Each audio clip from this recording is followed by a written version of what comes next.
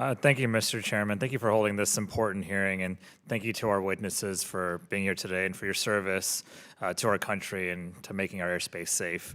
It's clear that UAS is an issue right now. It's the future of warfare, from the war in Ukraine to our own military bases in the continental United States. We are seeing real time that UAS are redefining how battles are fought and how intelligence is gathered. And I believe it's been 350 drones that have been reported in the last year over 100 different military installations.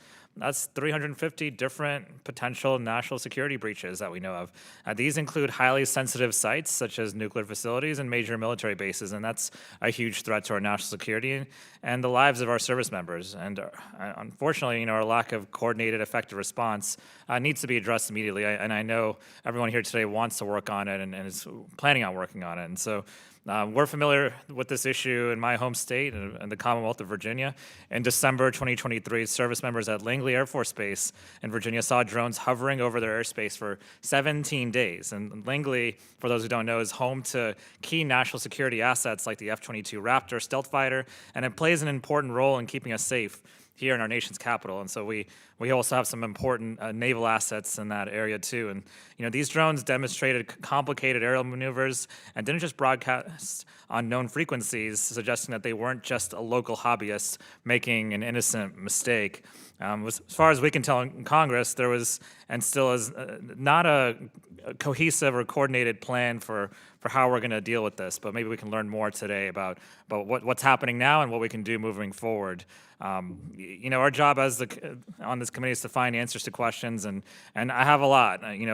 Who is piloting these drones, for instance? Are these criminal actors? Are these foreign adversaries?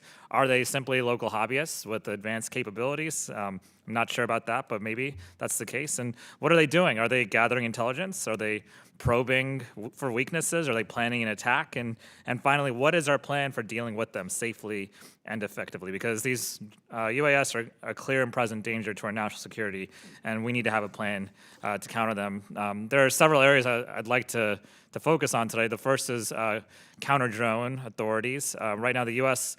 law allows the Department of Energy, Justice, Defense, and Homeland Security to detect and respond to drone activities in certain situations, such as nuclear facilities, for instance, missile defense assets, or other covered facilities.